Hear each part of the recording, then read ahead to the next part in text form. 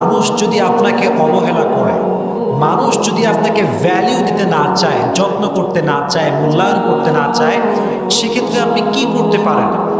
ইসলাম এই ক্ষেত্রে কি সাজেশন দিয়েছে, রসুল করিম সাল্লাল্লাহু আলাইহি ওয়াসাল্লাম কি বলেছেন, এটা আমরা আজকে জানব।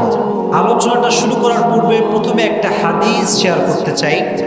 عن أبي هريرة رضي الله تعالى عنه أنه قال قال رسول الله صلى الله عليه وسلم سل من قطعك وأحسن إلى من أساء إليك واعف عمن ظلمك।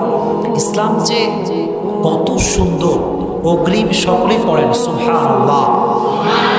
ইসলাম যে কত সুন্দর।